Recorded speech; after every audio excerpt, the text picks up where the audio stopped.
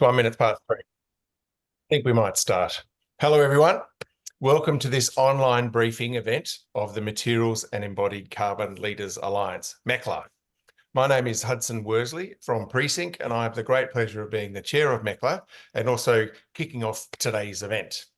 I'm joining you from the rather humid Gadigal lands of the Eora people, and I'd like to pay respect to acknowledge that we're all on Indigenous land. I pay my respect to elders past and present, and welcome any Aboriginal and Torres Strait Islander people joining us today. Welcome. Today we'll hear in-depth from our friends at ASBEC, the Australian Sustainable Built Environment Council. Got quite a lot of acronyms coming up, so stay tuned. ASBEC has begun a project titled the Embodied Carbon Framework for Australia's Built Environment. This is being undertaken in partnership with the Australian Department of Climate Change, Energy, the Environment and Water, DECU, and the National Australian Built Environment Rating System, better known as NABERS.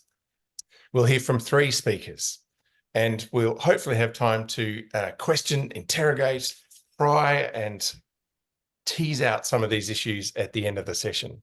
Firstly, we'll hear from Alison, Scotland, Executive Director of ASBEC. She'll kick us off. And then Jeremy Mansfield, who these days wears a different hat and a different T-shirt by the look of it. He is still actively engaged with the thinking behind MECLA collaboration, but now is from working under Mansfield Advisory and is the project manager for this initiative. Finally, we'll hear from Nicole Sullivan, also well known to the MECLA community. She's Impact Director at Thinkstep-ANZ, a well-known consultancy, and is project manager for the substance of this project. All right, quickly, some mechanics of this session. We are recording the event and we're being viewed by over 400 registered attendees, so welcome everybody. We're running this in webinar format. We'll have a Q&A function for comments and questions, and I'll do my best at the end, as I joked, but I'll do my best to make sure those questions get addressed before we wrap up. But you don't get away from it that easily. There will be a survey coming out after this. Jeremy will tell us the details on that. But that's part of the engagement. It's tapping into the brains trust that is this MECLA community. So please do respond to that survey when it's sent out. As always, I'd like to remind everyone, MECLA attendees and members, of our governance requirements. We don't tolerate any anti-competitive behaviour. That's a non-negotiable. We operate in the pre-competition environment. If you are aware of any conflicts of interest, whether it's yourself or someone else, please raise that and we'll adjust accordingly. It does happen from time to time, and we're all adults. We'll talk about it, work out how we address it. All right, that's the admin. Let's get into this. Alison, Scotland, our first speaker, a good friend of MECLA. Can I hand over to you? And I know there's a slide pack. I'll see you at the end. Over to you to take control. Thanks, Alison. Thank you, Hudson, and thank you for saying the whole name of ASBEC so I don't have to. Hooray. Now, I'll just see if, oh, excellent, someone's controlling the slides for me. So for those of you who haven't come across ASBEC, I have the joy of representing the collective consensus of many industry associations, professional associations, not-for-profits in the built environment sector in Australia. So the focus of ASBEC is a vision of sustainable, productive, resilient buildings, communities and cities, and our scope is massive. So we are informed by the UN Sustainable Development Goals, the targets of our Paris Agreement, and we really, the joy is that we get to work together to focus on what we agree to really supercharge policy for a sustainable built environment. So next slide. How do we do that? We have so many leaders in our membership, and they are all working madly to create the research and the evidence base for sustainable buildings, sustainable infrastructure, sustainable cities, urban environments. ASBEC takes the work of our leaders, the people who are out there, at the bleeding edge, getting those solutions ready to achieve our sustainability objectives. And we take what the leaders are doing and we look at what does it take to apply this at scale. So ASBEC, in a sense, we're kind of the boring followers, but what we really want to do is get this goodness that our industry leaders do and see what we can do, break down the barriers, get this happening across Australia and consistently. Wouldn't that be nice? We've done a pretty good job in relation to lowering the built environment's operational emissions. The story isn't over. We're still working incredibly hard in that space, but we absolutely recognise that while we are still working on reducing our operational emissions, the built environment has that responsibility to provide that signal to our supply chain, to our value chain, that we want low carbon materials. And not only that, we also have a responsibility to look at the way we design the built environment in the first place and really think about our impact on our natural resources. So next slide. So one of the things that ASBEC has supported very wholly is Every Building Counts. So produced by the Green Building Council and the Property Council, first published in 2019 and then updated last year, given all the changes. Every Building Counts is this amazing policy platform for buildings that has a range of different targeted policy recommendations at different levels, so different jurisdictions. So we've got recommendations for federal government, recommendations for state and territory governments, and then recommendations for local governments. But they all revolve around consistent themes. So if we go to the next slide, the policy themes are very similar. One of the bigger there's some overarching themes that are really relevant. A lot of it has to do with the need for government leadership, the need for consistency across the country, and recognising we're in a global marketplace. But if you look at theme 8, we have a range of recommendations in relation to embodied carbon. So if we go to the next slide, we have these different 5 recommendations that are there as part of Every Building Counts, the Every Building Counts report. What ASBEC is hoping to do is really stand on the shoulders of giants, and it's take these recommendations that have been informed by a lot of the development work done by the Green Building Council of Australia and Thinkstep in the early days, further refined and articulated by neighbours, which Nicole will be speaking about a little bit later. That neighbours process, taking into account all the amazing thought leadership and bottom-up intelligence coming from the MECLA community, and then saying, okay, well, how are we going to make this a reality? So I'm looking at the chat, 8.2. Don't worry, we have a solution there. So the idea is this ASBEC project, and Jeremy's going to talk about this a little bit later, we're going to provide a lot more comprehensive information about how we see the pathway to achieve each of these recommendations. So that's what we're going to focus in with the ASBEC work, informed by all of the amazing stuff that's happening underway currently, both in Australia and overseas. So next slide. I think I can now pass it over to the amazing Nicole, who can give you a bit more context around this project and why we're doing it. Thank you very much, Alison, and it's an absolute pleasure to be here. Thank you all for joining, and I know there'll be a lot of people who watch this online later, so thank you for that. What I wanted to do today was to just set what we're doing with ASBEC in the context of what's been happening so far, because while ASBEC is beginning a new piece of work, it's going to be rooted in and grown from so much work that's gone before. I had to pick this image for this slide because it really is growing out of what's already happened. actually, this is work that many of you have been a critical part of over the past couple of years.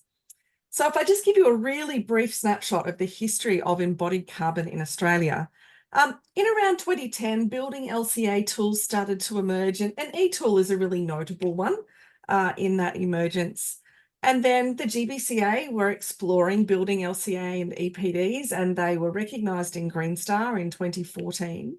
And then we get to 2020, only 6 short years later, and there was an upfront carbon credit then published in Green Star buildings. And in 2021, there were a number of reports estimating embodied carbon, its impacts and influences on Australia's built environment. In the report that Alison referred to that we did at Thinkstep-ANZ with the GBCA, we measured and analysed what was going to happen to embodied carbon in the built environment up to 2050. So if we can just have a look at the next slide. What we did is we modelled, we know the grid's going to decarbonise, but if nothing else happens to change the trajectory that we're on, what is this going to look like? And we found that in 2019, that embodied carbon, the light green, was only 16% of the carbon impacts of the built environment. But without deliberate change to the way that we make and use materials, by 2050, it will make up a whopping 85% of the impacts. Never was there a greater need for change. In 2022, NABERS then really launched hard into working with industry on how NABERS could tackle embodied carbon. Industry told NABERS that they really wanted them to do an embodied carbon rating tool for buildings. And they consulted, you can see the consultation paper and the graphic from it there. They consulted with 207 people from 139 individuals on a unified method for embodied carbon measurement in a proposed new tool. That consultation paper went out over the summer of 2022-2023, and the response to that paper was really quite overwhelming. So they had 78 responses, just on the next slide, but out of those responses, 85% were likely or highly likely to be supportive of the new tool that NABERS was proposing, with 11% neutral and only 4% that weren't supportive. And in that, you can see on the bottom line there that NABERS were actually pointing out that it was the help of many industry experts that helped them to land there. And I really think that the people they're talking to are the people that are viewing this webinar today. Also in 2023, Infrastructure Australia took on a huge project looking at embodied carbon projections for Australian infrastructure and buildings. So it's a research project by Infrastructure Australia to estimate the upfront carbon of Australia's construction pipeline out to financial year 2027 and the abatement potential from decarbonisation strategies. And again, many of you were in those consultations with us, where we looked at things like lower carbon options for products, barriers and enablers for change, and potential policy interventions. And Infrastructure Australia are planning to release a report on those findings in the first half of this year. Now, just a reminder, when we're talking about embodied carbon and upfront carbon, the scope that we're referring to today in reference to the ASBEC project is the same scope that NABERS has specified, because NABERS alignment is critical. So NABERS are specifying upfront carbon modules A1 to A5, which is the product, transport and construction stages. And you can see again that graphic out of the NABERS consultation paper. Now, in all of what we've just been talking about, there was a lot that we heard from industry. We heard there's the potential for both industry action and policy improvement in Australia to support the transition to a lower carbon built environment. There were many, many needs expressed and ideas generated by stakeholders over the past couple of years. I'm not going to pretend that I can cover them all in just a few minutes in this webinar now, but I will give you a flyover of 10 key issues under the 5 themes that are on this slide and some of the main concepts that they include. Now, just a note, if I don't mention something that's important to you and you want to make sure that we don't forget it in this work with ASBEC, Please fill in our webinar, our survey after the webinar, and do tell us. Please don't assume we have it captured just in case we don't. You will recognise a lot of what's here because it's all what's come out of consultation. But if something matters to you, please tell us. So those 5 themes we've broken down into 10 different key issues. So under leadership, we've got the need for government leadership and support for change. For measuring, we have a consistent and comparable system of measurement, making sure that product emissions data is consistent and trusted, and understanding that we need to manage the perverse outcomes that trade-offs could create. Market demand was a really key feature that came up in a lot of the consultation, and industry inertia, slowing change, as well as inconsistent and unstable market demand for low carbon products, making them more difficult to bring to market. Under products, we are seeing a slower than optimal development and rollout of new options. They're hampered by prescriptive industry standards and specifications, and also supply chain constraints. And of course, the wrapper around it all is us being able to do this as an industry. So making sure that we have the knowledge and skills as industry to be able to carry this off. So a quick whiz through each of those. In government leadership, we heard we want our government projects to be leaders, to choose to be leaders in embodied carbon rather than followers. And if the government is leasing an asset, great. What carbon specifications can the government put into those lease requirements? We heard over and over again, we should be measuring, disclosing, and having targets. Just back on the last slide, Jeremy. And we need to see a signal followed by mandates in the NCC. Could that mandate be measure and disclose? Could it be even more? Well, we'll see. We want to see mandates in government procurement, as well as mandates associated with government funding that are assigned to projects. Some people even suggested perhaps you could have planning incentives for better achievements in embodied carbon.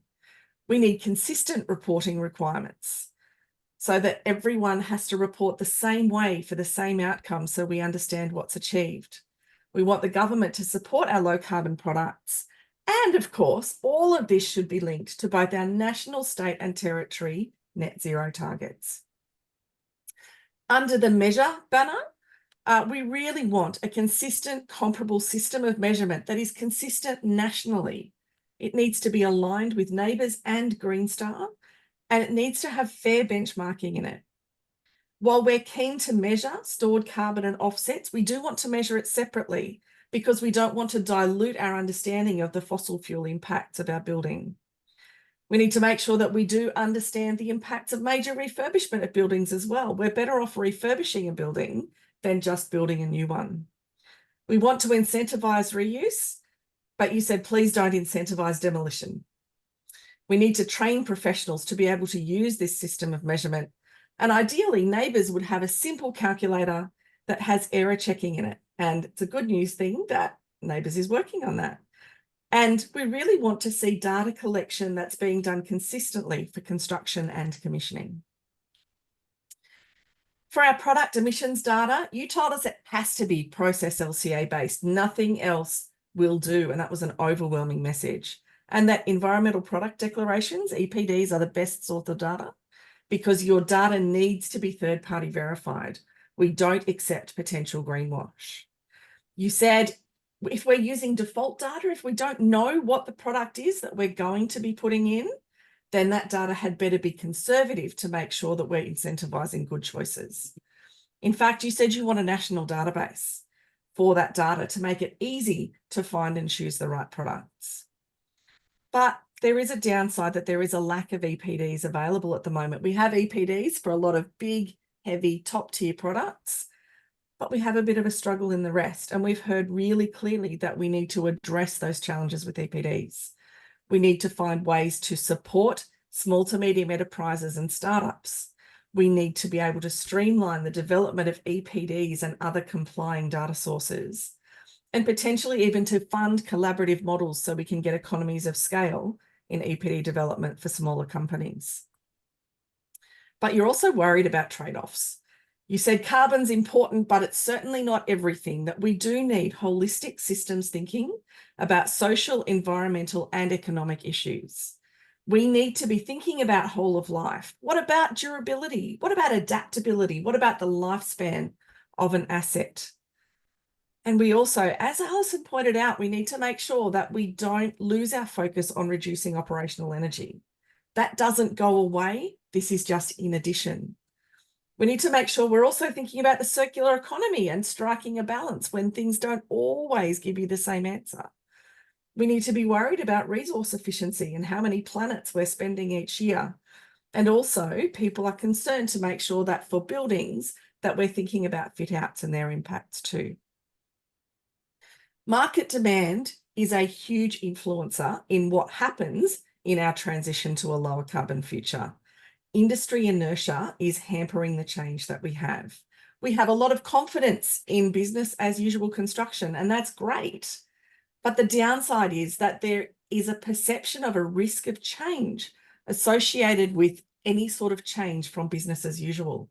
And because of that, we're seeing risk being priced into projects, making lower carbon construction more expensive.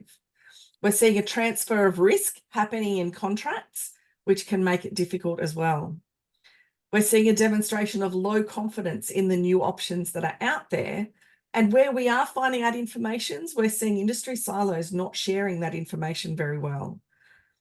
We really are demonstrating a lack of collective ambition. And when we are having ambitions of lower carbon on projects, quite often we're starting on that way too late after design has already been well underway. But on the converse, we are seeing investors now seeking action.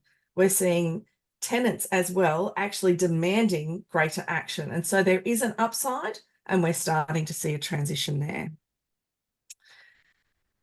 But also, our demand is inconsistent and unstable. So we're seeing fragmented approaches across national, state and territory governments, or even interagencies, dare I say, within one state or territory, but also across industry. Across MECLA, are we being aligned as to what we're asking for? Still on the previous slide, we have inconsistent specifications, which again mean fragmentation of the ask, and we're not seeing requirements being included in contracts and KPIs for projects. What we are seeing is quite often low embodied carbon products being value engineered out of projects. And because of this unstable demand and specifications falling off the shelf at the last minute, it's then really damaging the business case for change. Suppliers tell us that plant upgrades can be multiple billions of dollars to get the kind of change that we need for a low carbon future. And because of that lack of business case to really push hard, we are also seeing low product availability. Speaking of products, we are seeing that slow emergence of new products, slower than we'd like to see, hampering that amidst of poor performance that again are damaging that demand coming into market. There aren't enough pilot projects really genuinely testing what can be done, how far can we stretch, and how can we communicate what we find. And can I say, don't just communicate the good stuff, but be courageous and communicate what doesn't work so that we can help each other advance faster. Suppliers tell us that the cost of proof testing new product options can be really prohibitive. And we need to work on developing our low carbon construction techniques. Sometimes we need different scheduling of our projects for construction. Sometimes we need things like a different concrete pour for a low carbon product. So we need to build industry confidence in our lower carbon product offerings, and we need to then develop that business case that can support the faster transition. Working against us, there are cost premiums that we're seeing at the moment. Can the government help us to work out how to address those cost premiums better? Because what we want to do is we want to create economies of scale. If we can get more low carbon product onto the market, economies of scale are going to bring those prices down. And that then can address things like the cost of plant upgrades. We also have some industries reporting to us that they have real trouble using recyclate in making their products because they're being classified as a waste receiver or a, taking resources for their next life. And so we need to sort out how regulatory impacts are slowing that down. Our industry standards and specifications, well, they're often prescriptive, and that is also hampering progress at the moment. You tell us that narrow specifications means that there's little flexibility associated with what can be done on individual projects. And where we know that standards need updating, that process is way too slow. We need performance-based specifications where we're looking at the outcomes that we need, not what a particular product needs to look like or have as its composition. So we need agile update processes and align our expectations on low carbon products. Wouldn't it be great if we could have model contracts and specifications that are easily picked up that help that alignment, and new expectations around how we schedule projects? We need funding for faster updates of critical standards that are really hampering our progress, because there are things we can do now that standards are not allowing us to do. And we also need to agree quickly on what those critical updates are. The supply chain, the suppliers are reporting that there are a lot of constraints around our supply chain. And really one of the biggest problems is just the sheer size of Australia and what we can achieve. We wonder if our transport impacts are significant. And the thing is, sometimes they are and sometimes they aren't. But how are we understanding that? We're also seeing there are geographical limitations, that you might have a lower carbon product available in the city or in a city that maybe it's not worth transporting it too far away, and so it's not available. We're also hearing that just getting the recyclate to make things like a lower carbon asphalt can be really hard to do, and particularly clean recyclate. Recyclate needs to meet a specification so that products can meet a specification to suit your needs. And so clean recyclate is important. There is little progress in bio-based solutions at the moment, and the timber industry is concerned about hardwood forest logging closures as well, because that can limit our ability to supply good timber. We need low carbon energy sources. They're hampered by cost, by reliability, by availability. How can we address that? And again, we need to support our startups and SMEs. Quite often, they're the guys that are coming up with new ideas that are hard to support. And suppliers tell us often they're just asked too late in projects, and they could do so much more if you just ask them early. And finally, our industry knowledge and skills. It is amazing how people don't really understand what embodied carbon is today. And MECLA is a wonderful forum, but even if we ended up with 500 of us all talking about embodied carbon around this webinar, there's still an awful lot of people in our industry that aren't hearing the news at this stage. Our industry has low carbon and energy literacy, and they really don't know what the product options are that are available. They don't know how to design low carbon, how to build low carbon. What they need is project success stories. Where you've had concessions granted on a project, can we share those? Can we help industry to know what they can do and how they can do it? And we know that there are things that can be done to reduce our embodied carbon now, but what are those possible reductions? People are calling for a national sharing platform, and MECLA is a wonderful contributor here. To really understand what is available and what we can do. And also, of course, to make sure that we pair all of these concepts with circular design and understand how they work together.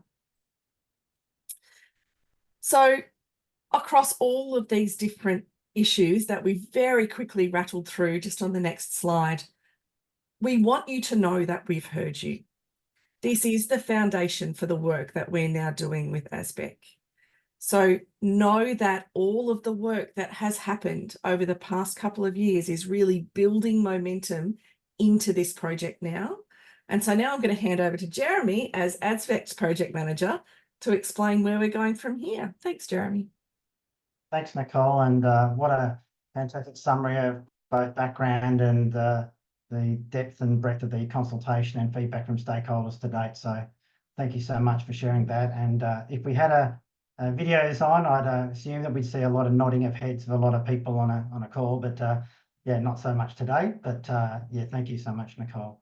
So as stated at the start from Hudson, this project outputs will be building upon the recommendations that Alison mentioned from Every Building Counts and from Nicole in terms of the previous work that we're leveraging from neighbours consultation and other processes that we were able to learn from to actually inform this sectoral strategy for zero-ready buildings in partnership with neighbours and the Department of Climate Change, Energy and the Environment and Water. So with that, what are we doing? Well, today you're part of the first part of our engagement on this project. We're actually going to be sharing a survey soon, so be ready for that. And we'll be seeking your feedback on a range of things that reflect on the issues raised, that Nicole's raised, and also providing us a sense of degree of things being as more important than others in that regard, as well as anything else that we haven't already shared, and that you, as Nicole said, that you have a burning issue you want to relay back to ASBEC as well. So look forward to sharing that very shortly with you. There are also other engagement forums, whether that be through ASBEC's governance work with their Embodied Carbon Working Group and other stakeholder forums. So they are also coming up. There will be an issues paper issued around mid-year. And there'll be a chance, I think we're planning about a week after that's issued to actually have another catch up with MECLA to actually share that issues paper at that time. So I think it'll be something like the 19th of June, but it could be something around the late part of June, just thereafter the Neighbours Conference, where the issues paper will be officially launched. Following that, a range of work is intended to be proceeding at the same time on the comprehensive policy framework work, which is the second deliverable of this project.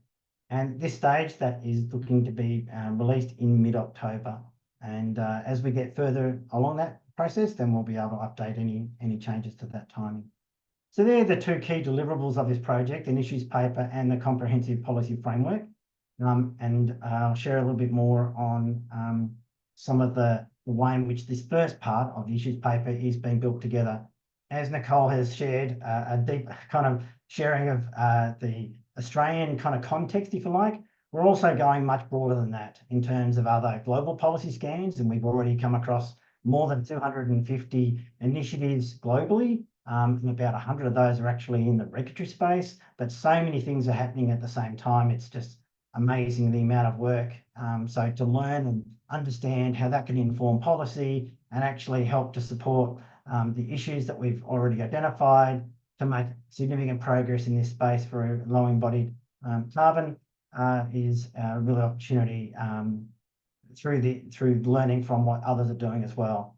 There's also publications and other research, and as we've said before, the stakeholder input that we intend to get from both MECLA and others to support the work in the issues paper that feeds into the consultation, that feeds into the comprehensive framework. So hopefully that gives you some bit more detail on the process through to the issues paper and the way in which your input matters. So what's out of scope? Well, there are certainly things that are not in scope, and certainly I wanted to just raise a few of those. So re-prosecuting the modelling, technical analysis, consultation that led to the Neighbours National Embodied Carbon Standard, we aren't redoing. That's done. So we're trying to leverage what's been done and actually understand how to implement that within the policy framework.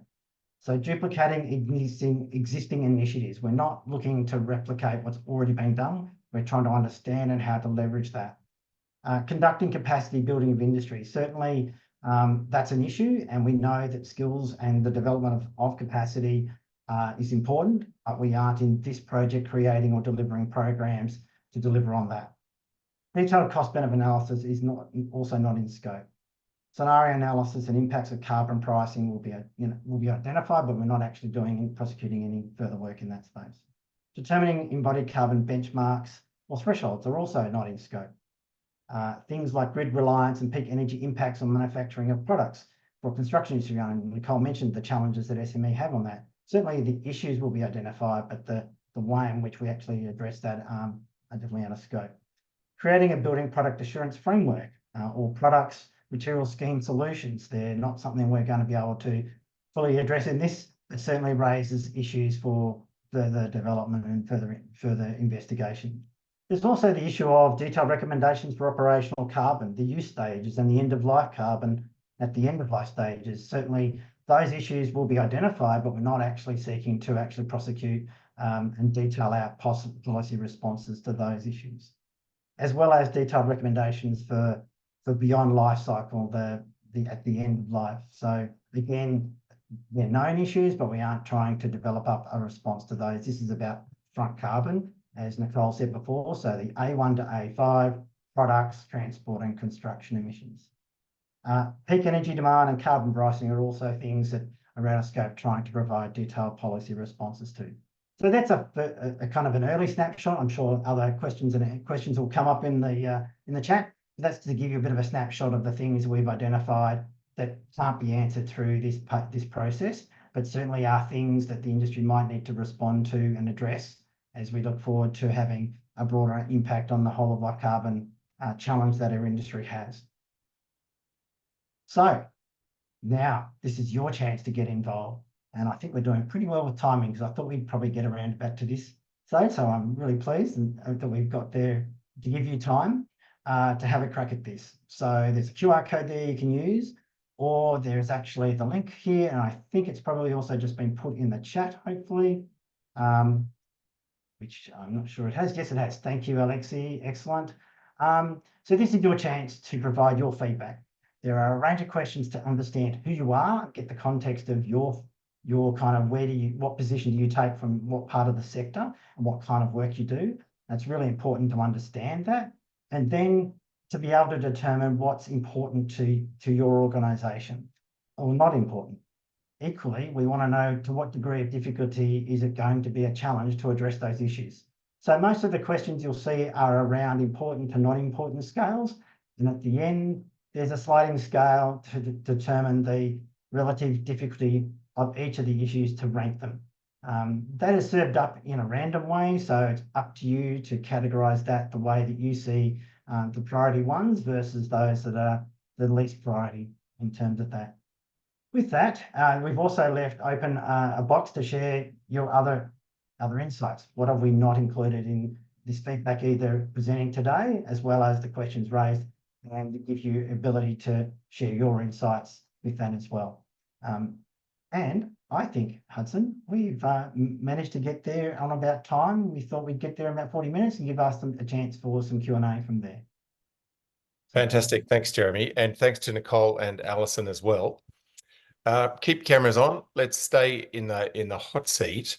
Jeremy, just quickly, admin wise, the survey, how long will that be open for? That's the one question I didn't get to ask Alison, how long she wanted to leave that open. And look, I'm assuming you've got probably a majority of people presenting today, but we might leave it open for the next 7 days. Alison, do you think, in terms of sharing it around? 2 weeks, Nicole? Okay, we're flexible. 2 weeks, we're great. adaptable to that. So 2 weeks we'll leave it open for, so that we can provide an end date to that. Yeah, so 2 weeks. Fantastic. Okay. All right. Yeah, obviously we want to encourage MECLA members to fill that in, to share it with others, and if there are working group chairs and co-chairs on the call, perhaps they could also pass on to their working groups. I think that'd be a very helpful step. Just for the sake of the recording, 2 weeks from today is the 21st of March, because I know that when MECLA is able to put this up in a few days' time, that people will watch that ongoing. Good pick up. Thanks, Nicole. Yeah, thanks. Actually, while you're there, one of the first question in the Q&A, there's lots in the chat, but there's also a couple of questions coming in the Q&A function. Alistair's asked the question, and I think your name's against it. Mm-hmm. Can you have so how quickly will the recommendation around creating an embodied carbon national database come about? And then Alistair's impressing on us the urgency of that, but also the need for keeping it up to date and maintaining the data. Absolutely.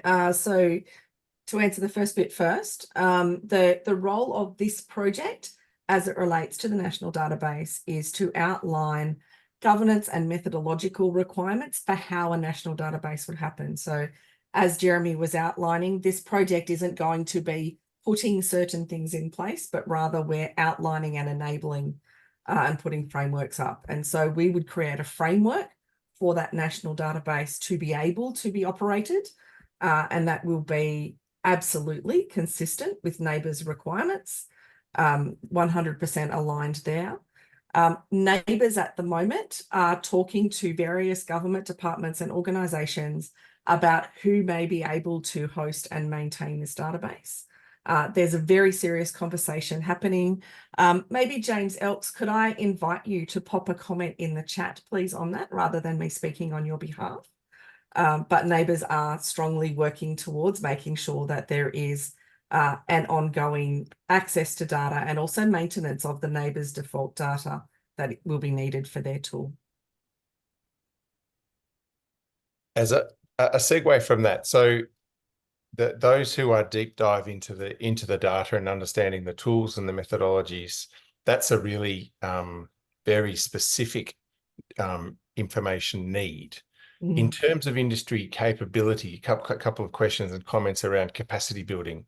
How do you see, and Alison, you're I suppose a leader among leaders in the sector. How do you see capacity building going on so that, you know, tradies on the ground know how to pour a low emission cement, engineers know how to specify it, procurement professionals know how to order it? You know, how do you see that playing out? Thanks, Hudson. I think we need to see this.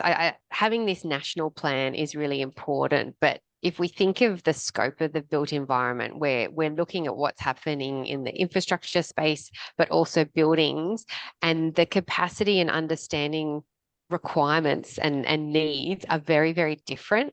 So similar to what, say, the Institute of Architects has done, they've developed their own sort of course content to really turn this embodied carbon philosophy and understanding and deal with it for their members. So I see it as being something that needs to be addressed per sector or per profession, but something that's coordinated in a national way. So we're saying the right thing, because there's no point doing what we're doing right now and having a whole bunch of different ways of measuring and reporting, and even, you know, our understanding of what embodied carbon, you know, conceptually is. I think we need to address that first, and then once that's established, then each industry sector can roll out their own capacity building. Fantastic. And yeah, it's just so important, isn't it? Something else I'd like to ask about, and that is, and maybe Jeremy, your, you know, hands-on industry background, the need to move to performance specs, a couple of comments in that, and certain agencies that are inadvertently ruling out innovation because of very tight specifications. What do you see as the pathway to that?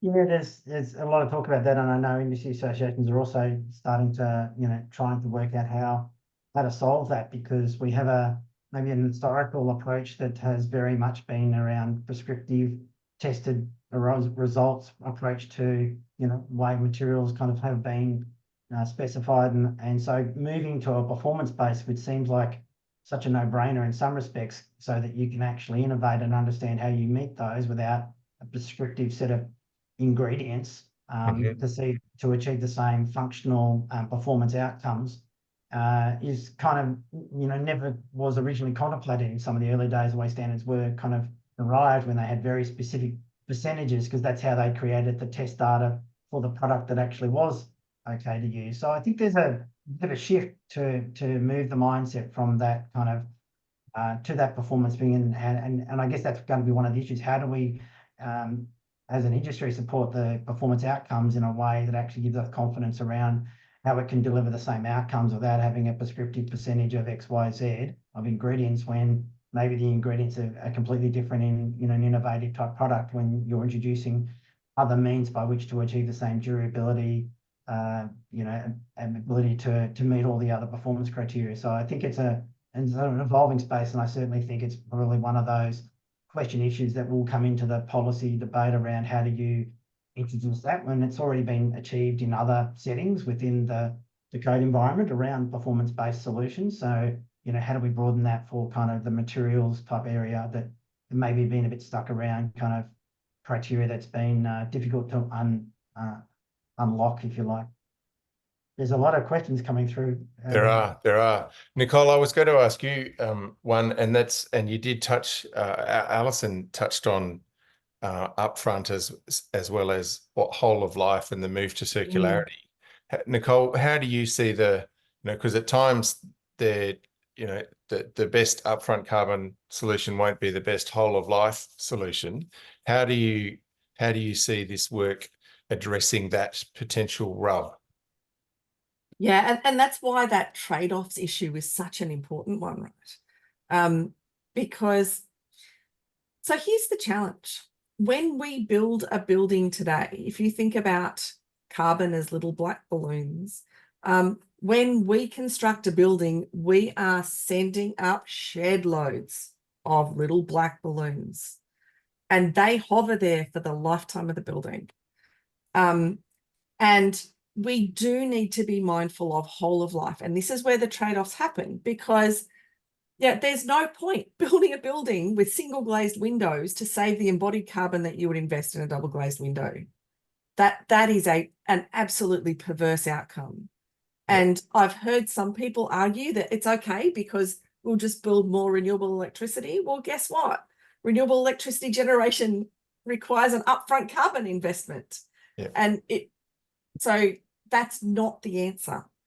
We have to balance everything, but we really do need to be mindful of those black balloons we're sending up today. Have we already hit 1.5 degrees? Where are we heading? And to talk about trying to save carbon in 30 years' time at the expense of spending a lot of it today is poor maths, because we're going to lose the battle if we wait for what happens in 30 years from now. What we need to do is address what we can today in the best way that we can, with a mind to the trade-offs and making sure we're not losing too much there. But we can't use the argument that what happens in 30, 50, 100 years time justifies what we're doing now. We have time to find solutions for then. We don't have time now. We've got to act now. Well said, Nicole. Jeremy, Hudson, I can probably address a couple of questions for you if you like. So please. put them up in the chat. But I would also encourage those writing comments that are very insightful to put them in your survey responses. So please, let's make sure you do that. There was a question about contracts around embedding embodied carbon. There's actually a project looking at model clauses with UTS, and so being supported by other industry partners. So certainly we're keeping a close watch on that work. Someone asked a question about A4, A5 in terms of transport and construction emission data, and certainly I can contest there is an absolute lack of that in terms of industry's kind of submission to that. So that's certainly an interesting area that absolutely needs some work to actually move from calculated numbers in LCA tools to actually seeing the level of emissions intensity of construction activities. The other thing that's been mentioned a few times by some people have been EC3 and the way in which that's been used overseas and collecting the data and the global warming potential intensity. We're actually seeing over there, they've been very engaged with policy work, and that's actually led to some pretty interesting things across both policies that are funding low embodied carbon tools and development, and also the setting of benchmarks. For example, seeking no greater than 125% of an industry average, and because they're collecting the entire industry's kind of EPD data, it's enabling policyholders to understand the breadth of products out on the marketplace and how to set a benchmark that actually reflects something that might be more than average, but actually sets a benchmark that's only 25% more than an average. So there's quite a lot that we're learning from all of those activities, and we're certainly engaged in understanding more about what those activities look like.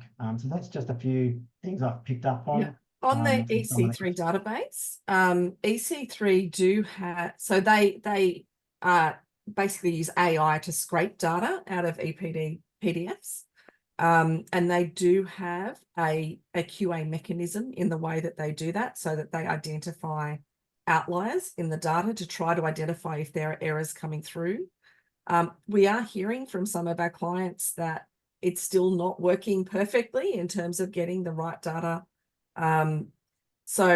But I would definitely recommend using EC3 as an indicator of what the EPD data might be. And then just look up the EPD and check that that's what the numbers are. That's not a hard thing to do, and it's a great benefit to use that database. The EPIC database is out there, and the EPIC database can be handy to use, particularly for early design decisions and understanding some relativities of materials, but it isn't aligned with what NABERS is requiring in terms of data. And we've heard a lot from industry that there are concerns about the way some of that data is representing different products at the moment and not necessarily getting the outcomes that you would expect. But it is a valid database, but it isn't aligned with what NABERS is requiring. So just use with respect, I think. Nicole, speaking of alignment, can I ask you about the international context? We spoke up front about national, but we're in a lot of construction is local, but a lot of materials are imported and a lot of supplies and materials are exported. How do you see the mesh of what's happening on our big island and the rest of the world? Yeah, we did a lot of research quite intensively when we were working with NABERS on their original tool proposal, because part of what NABERS wanted to do, understandably, is to be as internationally aligned as possible. And the answer that we came up with is there is no international alignment. The best alignment that we can do, and actually I saw someone flag this in the chat, is using standards like EN 15978, ISO 21930, 931. So focusing around those standards and aligning, which is where this modular structure A1 to A5 comes in. And so certainly internationally aligning around those standards is critical, and NABERS is doing that. And then there are differences after that for all sorts of reasons across different countries. And so we're doing our best to make sure that we are following along with what we consider to be the best practice internationally that can suit the Australian market. Very good. Alison, can I ask you a question at a strategic level? So we know DECU, one of the world's longest government acronyms, and NABERS are involved in the project that you're leading. What's the appetite at a government level for this work? As chair of MECLA, I think we're pushing the cause. We're talking to the right people. We're getting meetings. I'd like to think we're being heard, and we are seeing the bodies, infrastructure bodies around the country starting to act. Infrastructure Victoria released a paper last week. But what's your feel that are ministers kind of thinking, right, this is firmly on the radar, or is it a novel idea off to the side? How do you see this resonating? Oh, you're frozen. Oh, she has to. She has frozen. Jeremy, I know you wear a different hat, but what are your thoughts on that? Look, I think the fact that they're invested in this project is a sign that they're very supportive of it, and acknowledging that there is a bit of a gap between what's happening in the operational carbon space and the embodied carbon space. So certainly from the Every Building Counts report, and highlighting that there's a range of things that have already been identified, including how does it become part of kind of mandatory requirements? What's the pathway to get there? It's certainly on their radar in terms of understanding the importance of it, but also how to make sure that it's actually embedded in a way that actually, is put into place in a way that actually the industry can respond to and actually not blow it up. So I've started answering one by your behalf, Alison, so you can take over. So that's kind of, I guess, as I said, I think they're highly invested in this project, and the Every Building Count report really highlights the level of issues that they've identified with that work, and they're highly invested in kind of this work, particularly knowing what's happening not only here but around the world, because we are learning from others at this point, because some are very much ahead of us in terms of the support for the transition, either because they've set benchmarks or supporting industry and really done the work that you're doing right now. So, Alison. Okay. Thanks, Jeremy. Apologies for the bad Qantas Wi-Fi at the wrong time.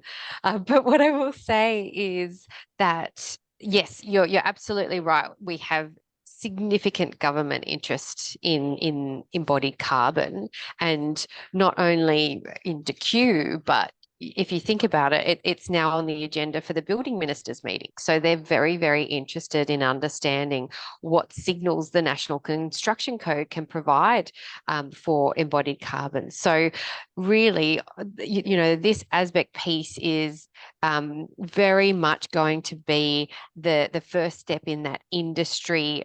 And that's Commonwealth to Q. So I should clarify that. So this is federal. This is about a national consistent approach. So it's very much the government is really interested in understanding from industry in a very clear sort of governance kind of way, the way that ASBEC operates in terms of getting that consensus view of industry. They really want those signals from industry. What do we need to do? What's going to be the most effective? What are the correct levers at the right time?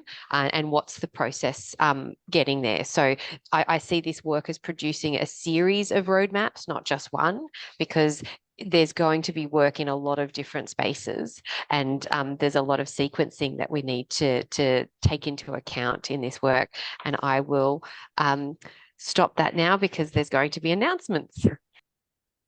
Terrific. I'm conscious of the time. I wanted to ask questions about products actually, because ASBEC has members who are who manufacture and sell their wares.